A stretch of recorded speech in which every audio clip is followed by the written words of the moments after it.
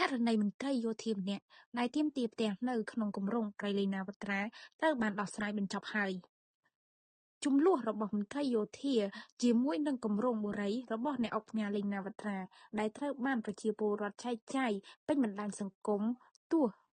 ត្រូវដោះស្រាយបញ្ចប់ហើយនៅថ្ងៃទី14 ខែមករាឆ្នាំ 2026 នេះក្រោយមានការសម្របសម្រួលរបស់ក្រុមការងារក្រសួងរៀបចំដែនដីនគររូបនីយកម្មនិងសំណង់តាមរយៈបណ្ដាញសង្គមរបស់អ្នកអង្គការលេងណាវត្រានៅល្ងាចថ្ងៃទី14 ខែមករានេះបានសរសេរថាក្រោមការសម្របសម្រួលរបស់ក្រសួងរៀបចំដែនដីនគររូបនីយកម្មនិងសំណង់សូមគោរពអរគុណបងប្រុសដែលបានយោគយល់ព្រមទទួលយកដំណោះស្រាយឈលលើគោលការណ៍ដោះស្រាយបញ្ចប់បញ្ហាជារួមក្នុងកាលៈទេសៈដ៏លំបាកនេះអ្នកអង្គការលេងណាវត្រាបានបន្តថាយោងលើកំណត់ហេតុប្រជុំចុះថ្ងៃទី14 ខែវិច្ឆិកាឆ្នាំ 2025 នៅទីស្តីការក្រសួង